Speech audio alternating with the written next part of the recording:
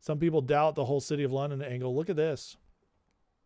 So Trump today gave the Europeans ultimatum: sign the $750 billion trade deal by March 26. It's 3 days away, or lose favorable access to U.S. natural gas. Qatar's Ras Laffan natural gas is offline for 3 to 5 years after the Iranian drone strikes. Russia's pipeline gas is cut. Norway's maxed out, leaving Americans as Europe's only scalable supplier.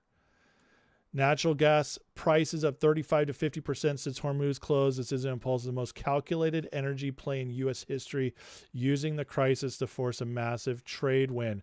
We own Europe now. We own the City of London now. Trump has all the cards. They can't heat themselves without us now. We are the #1 natural gas exporter in the world, and we're going to have a massive, Europe has to pay us now.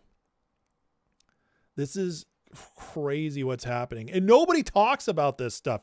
This is reported CNBC. This is a legit source. They don't report anything favorable to Trump unless they have to. Okay, unless it's legit. But nobody's talking about this. All they're talking about is Israel. Oh my God, Israel drew us into another forever war. You guys remember in the 90s when we did this? Like, that's what I think of every time I hear Israel tards. You know, it's like, it's so stupid. What Trump is doing is masterminding the entire situation.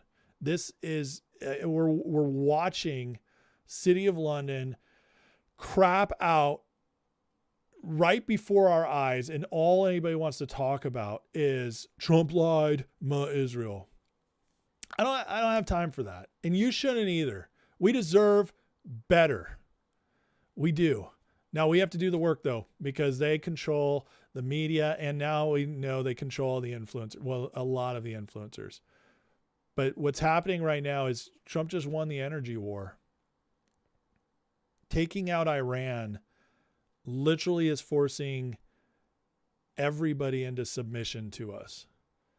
Venezuela, then Iran. I mean, the oil flow that's hitting the markets now. We're now the #1 exporter of oil in the world and the #1 exporter of natural gas. We can be completely self-sufficient. We don't need anybody else anymore. Chips in Taiwan, fine. Trump's building the factories in Arizona. Not much longer will we need them. You see how he's just making us more and more powerful? How he's cut off this. This is incredible stuff. So I don't know how this is all going to play out in the next few days, but I'll tell you this. I would not be shocked based on what we've seen the last 48 hours, based on what we've seen the last month. I would not be shocked if by Friday Trump announces we have a deal with Iran, blah, blah, blah, and it's Venezuela all over again. It's just done.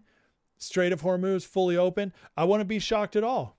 I also want to be shocked if IRGC kills the guys we're negotiating with and dig their heels in and try to do something stupid.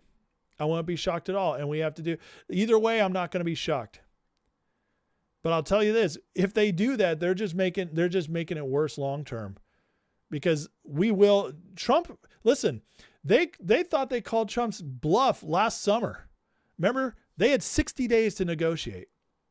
60 days to negotiate the nuclear deal. They didn't do it.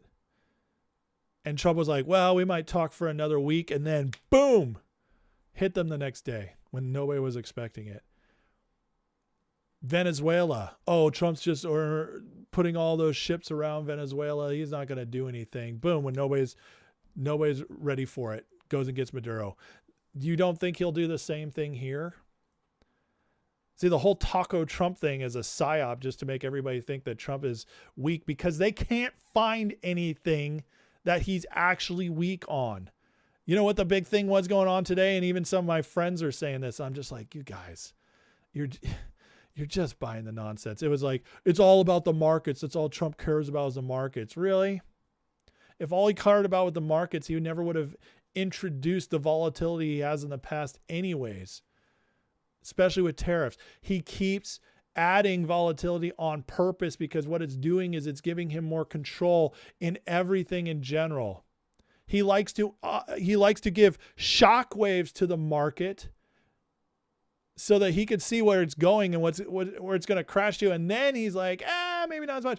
It's the deal making over and over again. It's just negotiating. If you've ever read his book, Art of the Deal, it is what he does. He's always done this. So all this is going on. It's just masterful. I mean, Europe is like, how are they ever going to have leverage on us anytime soon again? This is insane. It's insane. And then tonight, now this is IRGC's news, so who knows? This could be AI propaganda. But there is some news coming out. The U.S.-Israeli airstrikes are targeting Iranian energy facilities. We'll see how this plays out. This says this is footage of tonight's strikes in Isfahan.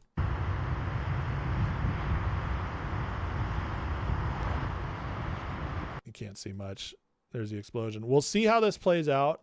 Maybe this is real, maybe not. If it is real, then Trump just did what he did with the nuke sites last year, where the deal was up. He said, we'll give it a little more time, and then boom, he struck in the middle of the night. Maybe that's what's going on again. I don't know.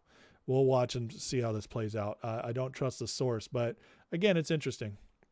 But regardless, I don't know how this is crazy. What he's done by I know gas is up right now, right? Okay, we went from $60 a barrel up to 90, 95. We kind of hit there. We ran up to 120. It came right back down to 95. But Trump, by sheer genius, the way he's manipulating the markets with his words, by the way he just knows how to perfectly time everything, he's been able to keep oil between like 89 and 97 dollars a gallon or dollars a barrel, which is keeping gas under $4 now for most of the nation. That sucks temporarily, but it could be $8. Everybody was calling for it's going to run to 150. It's going to run to 200. Not even close. All the experts are wrong again. And everybody's like, they always are looking for new angles of how they can prove Trump is dumb and doesn't know what he's doing. Meanwhile, they're the ones who all their predictions end up being wrong. So I don't know about you guys, but to me, this whole Iran thing looks like Trump's got this, like, when I say Trump, obviously I mean the whole team. Rubio, Bessent, it seems like they actually know exactly what they're doing. And I would not be shocked now if this is done before Easter.